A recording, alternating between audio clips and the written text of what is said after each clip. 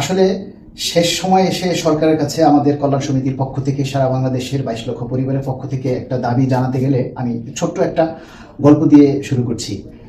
আমাদের গ্রামে মনে করেন একজন লোক আছে যিনি সুদের ব্যবসা করেন। তো তার কাছ থেকে একজনে সুদের টাকা নিয়ে প্রতি মাসে সে তার এই সুদের টাকা মহাজনকে ফেরত দিচ্ছে এবং এটা দিতে দিতে কয়েকটা বছর অতিবাহিত হয়ে গেছে এবং সে এই সুদের মুনাফা টাকাটা এত বেশি পরিমাণে দিয়েছে যা হিসাব করলে আপনার আসল টাকার কয়েক গুণ হয়ে যায়।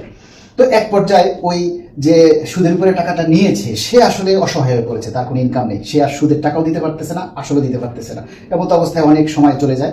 তো মহাজন তাকে ধরে বসে যে ভাই আমার মুনাফার টাকা দিচ্ছ না, মুনাফার টাকা দাও। কোনোভাবেই সে আসলে এই টাকাটা ফেরত পাচ্ছে না। অনেক সালিশি টালিশি হলো, গ্রামগঞ্জে যারা আছে বিচার করে তাদেরকেও টাকা হলো। এখন এক পর্যায়ে এসে মহাজন বলতেছে যে ভাই আমার সুদের টাকা লাগবে না, আমার আসল টাকা দাও। তো আসল টাকাও সে দিতে পারতেছে না। আরো কিছুদিন অতিবাহিত হওয়ার পর মহাজন বিরক্ত হয়ে বলতেছে যে ভাই আমার সুদের টাকা মানে আসল টাকা পুরোটা লাগবে না, তুমি অর্ধেকটা দাও।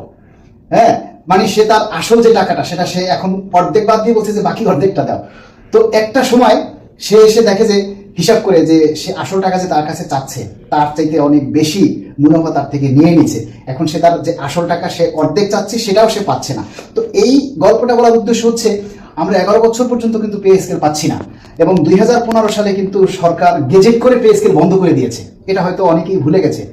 এই 2026 সালে এসে এই বিএনপি সরকার সেই পে স্কেলের বন্ধ থাকাটা চালু করে পে স্কেল প্রদান করতেছে, এটা আমাদের জন্য একটা সৌভাগ্য।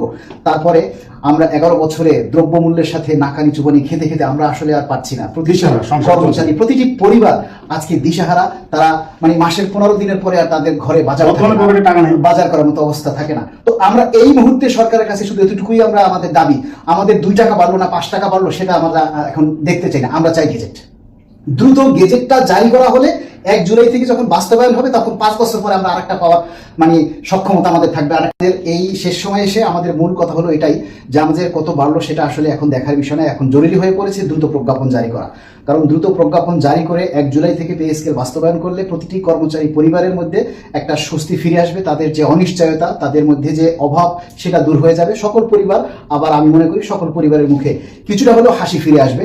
আমরা মাননীয় প্রধানমন্ত্রীর কাছে এটাই প্রত্যাশা করি, আমরা দ্রুত প্রজ্ঞাপনটা চাই এবং এইটা প্রজ্ঞাপন জারির মাধ্যমেই যেন আমাদের এই পে স্কেলের পূর্ণতা লাভ। সবাইকে একটি মেসেজ দিতে চাই, আমাদের সাথেই থাকুন, বাংলাদেশ সরকারি কর্মকর্তা কর্মচারী কল্যাণ সমিতির পাশেই থাকুন। ধন্যবাদ সবাইকে। ধন্যবাদ মালিক ভাই আপনাকে এই সুন্দর ধন্যবাদ।